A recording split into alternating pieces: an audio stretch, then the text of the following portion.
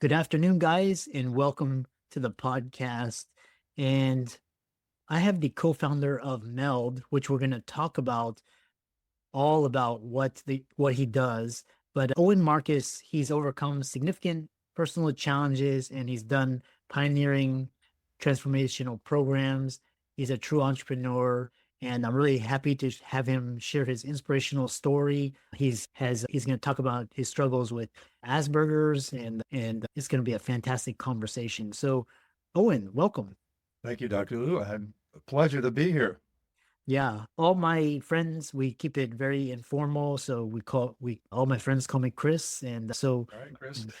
yeah, briefly introduce yourself, and I'm excited to dive into the questions. Um, yeah, I've been in healthcare for close to 50 years, more alternative, but I had an integrated medical clinic in Scottsdale for close to 20 years. I had physicians working there, and I've helped a lot of physicians over the years in this company I have, which is MEL, which stands for Men's Emotional Leadership Development. Uh, we get physicians, we get a lot of men that are ready for a change, either a change in their relationship or a change in their profession, and they want to find an efficient way to create that change where it's less stressful and actually enjoyable. Yeah. And what's interesting is because you have a what's interesting is we'll talk about your personal journey with dyslexia and Asperger's, which I think I have some components of as well when I look back. But you talk about integrating emotional physiology and attachment theory in men's emotional connection. What does that mean? What does it look like? And how does it help you add value to your clients? That's a great question because if you know anything about Asperger's or being on the spectrum, you know that uh, us people that are, we're told that we're disconnected. And I always thought, yes, overtly that's true, but I think it's more that we're connected to other things. But one of the consequences is we generally have a hard time connecting emotionally to people. So I was one of those people. I was very tense. I was very uptight. And a lot of the things I've done over the years has reduced that. So I was like the consummate uptight guy when I get involved in all this. But one of the things I realized when I had the clinic and I get all these stressed out professionals is that particularly with the men, as men, we didn't want to talk about our emotions. So if I asked an emotional question, and I would have been one of them, I try to find the closest door out of the room. But what I found was if I asked essentially that same question in a stress context, in a physiological context, these guys would be very engaged with it. And men, we tend to brag about how much stress we endure. And so I would start to talk about the stress physiology, and I had good fortune back in the late 70s to study with the researchers and the therapists developing all the studies and therapies around trauma and stress.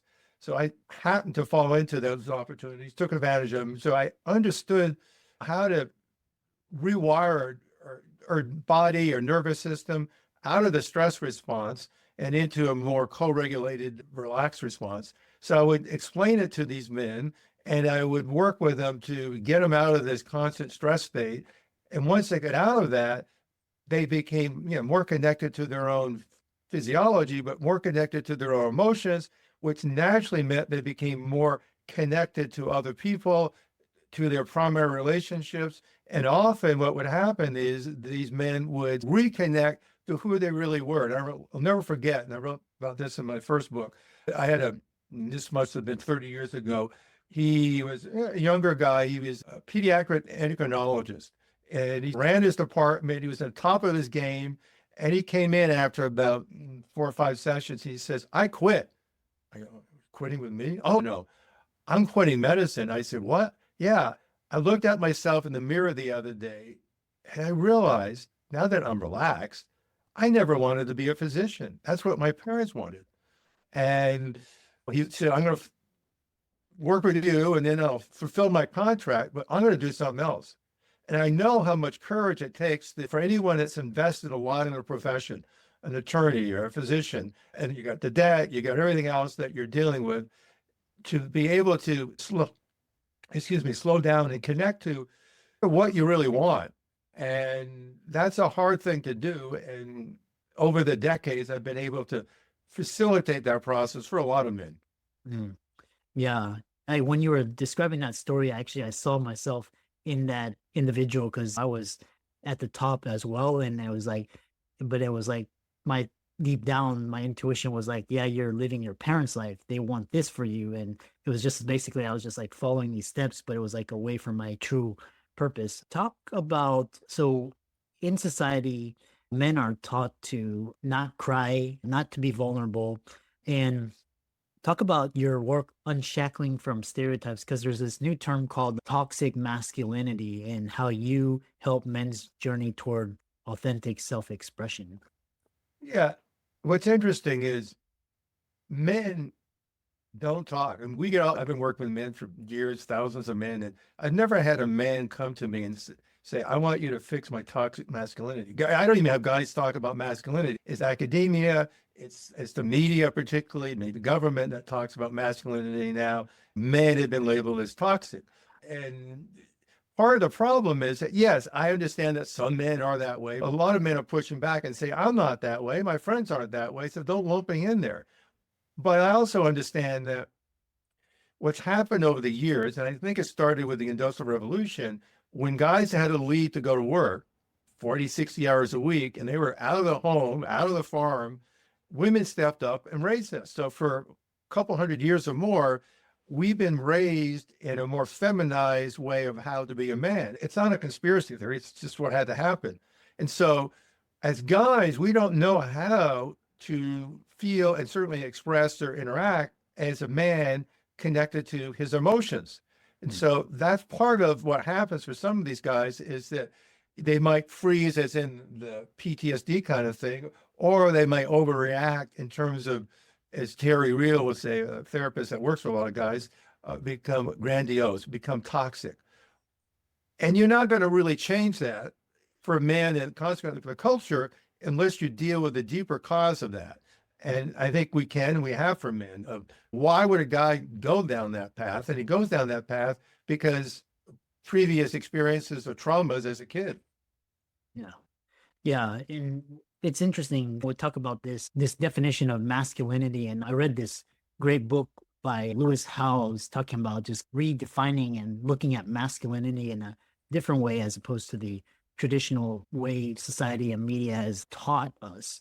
And which brings me to my next question is there's population decline, and a lot of women complain that men are not men, like they're not real men, like it's just boys and kids, and you're seeing like role reversal where the woman is taking the role of the man and the man is taking the role of the woman, and you're seeing less people getting married and less people having kids. So how does your work help with this problem? I think in the extreme, particularly with these younger men, is they just opting out. You get the incel men, you get the young men that say, I'm not even going to try to date a woman or be in a relationship.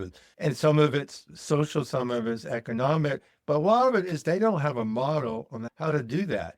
And I think some people realize that what's accentuated that is technology, social media, because when I grew up and when I was in high school and in the late 60s and 70s, I struggled like any teenager dating, but in the long run, that was good.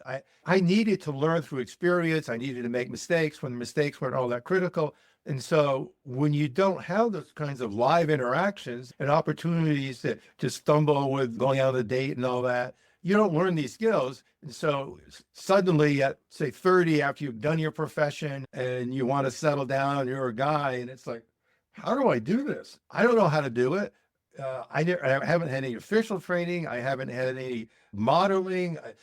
My friends don't know how to do it, and they've been my allies and teachers for the last 10 years. So they get stuck. And the women, yes, as we know, that mentally or emotionally, they develop kids quicker than boys. And that's one reason they're excelling in school. So guys are like, they're being left behind because they haven't been given the tools to interact and engage with women and society. My generation, we had those, if only through experience. Yeah. Yeah. No, the other idea is it's just there's like in the past, like before even the industrial ages, like men had to hunt for food and they had to fight for survival. It was like a constant battle.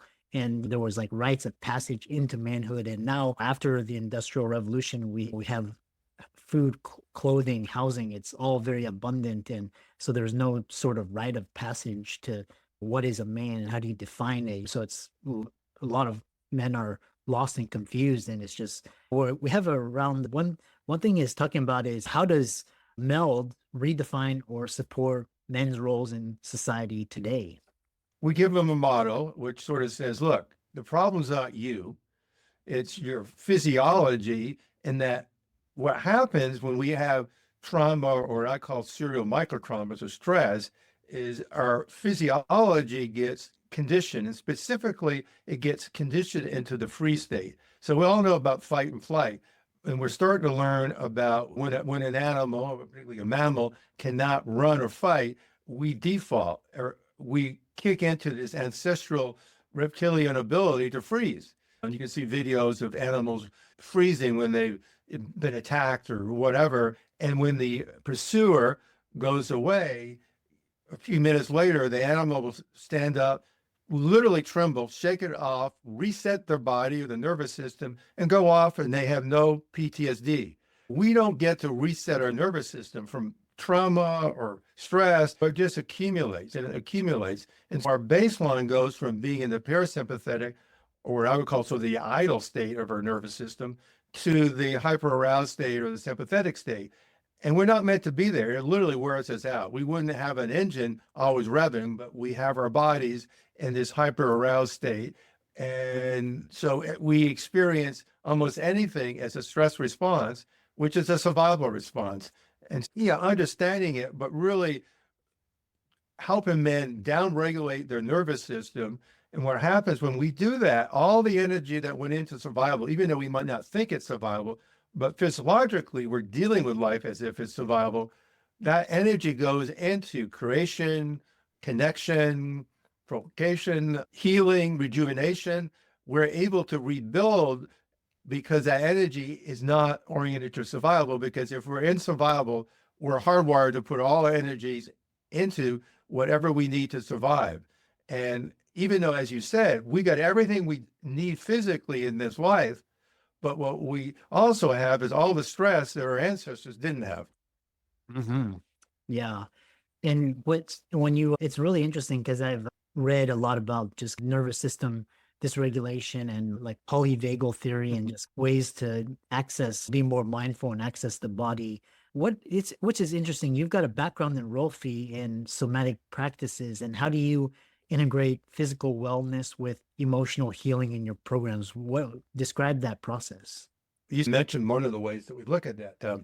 Polyvagal theory came from Dr. Porges, brilliant guy, a really nice guy. We had him on our program a couple months ago. He was actually one of the original research directors for the Rolf Institute. Rolfing is a kind of physical therapy, soft tissue, particularly fascial manipulation that aligns the body with gravity. But what it really does when done well is it releases chronic stress in the body. Because Dr. Celia, who wrote the book on stress, The Stress of Life, said that fascia was the organ of stress. And I think we know that. So when we have a lot of stress, we get tight. And guys' shoulders will get tight, or their backs, or whatever. And it's a lot less from the physical, it's more from the stress or trauma. And when the body has serial stress and it doesn't get to release it, as say that animal I was talking about, it gets to shake it off, it starts to get stored up. But we don't have to manipulate it to get rid of it. We can apply like the polyvagal theory, which basically says that we got this vagus nerve, the 10th cranial nerve, and what Stephen Porges realized is that we have this newer part of the vagus nerve, which is the ventral or front part of it, which deals with social connection. And so I realized a while ago, there was like 3 ways that we can release stress or trauma. The first is shaking, and which is what I just described. The next is taking mindful action. So as you feel the stress or the fear or whatever, you don't disassociate from it. You take action, because the antithesis of being frozen is to take action. But when you can feel the emotion or the physical freeze and still take action, you start to melt it. And the third is through connection, which is, so I'm seeing you, Chris, and you got a smile, you're nodding your head. So you're unconsciously giving me signals, and I'm hardwired to read these signals that you're hardwired unconsciously to give, that you're not a threat, you're safe. So we're co-regulating even through the internet, and I'm feeling relaxed and you're seeing me laugh and move and you're feeling relaxed. And that's a third way that we get to rewire our stress or trauma. And so I call it the SAC, SAC. We shake, we literally shake it off, but we don't usually get to do that. Or we can take mindful action as we feel it to rewire the nervous system, or we can connect to someone that is already down-regulated that allows us to relax. Mm-hmm. Another follow-up question I have for you is because another great book that I read was The Body Keeps a Score, and it's talking about how we store trauma in our body, and it's like very unconscious. And I know people, for example, they'll do these practices to get into their body, like yoga, or some of them will do cold plunges. But one thing that I get frequently from just talking with my colleagues is that some of them love cold plunges and they hate yoga, and then some of them like can tolerate like yoga and they hate cold plunges. Is that normal? Or talk about just how different stimuli and different the ways we adapt can be different. Yeah, I think we all have our preferences and the things that we don't enjoy. The key, if you're going to get deeper sustainable change, is to do it mindfully. So you can do yoga and be disconnected from your body and just do it as stretching. But I still do it with my clients, actually, particularly when I'm a clinic. I would have these guys go do yoga, but I'd say, look, do slow yoga, do beginning yoga. It's not a competition. You see these young, attractive women in the spandex, and it's like you want to impress them or whatever. Don't do that. But I know how it is. I'm a guy. I had a guy that didn't look like a yoga guy. He was overweight. He was older, but he knew how to work with tight guys. And these guys would have fun. And he'd teach them how to relax. And they would send them to Peter, not to be more flexible, but to relax. And so when yoga could be a mindfulness experience, particularly in the beginning, you get some. And when you can get into a cold plunge and really feel the stimulation and allow the stimulation to be something you connect to, great. Because what you want with all these things is an avenue, a portal to connection, not disconnection. So if you do something, and as guys, particularly for tight, often the stimuli has to be fairly intense for us to feel it. Because maybe you probably saw when you were practicing, I certainly did with guys, and I hear it from dentists and physicians now that generally as guys, we do not do something until we have to do it.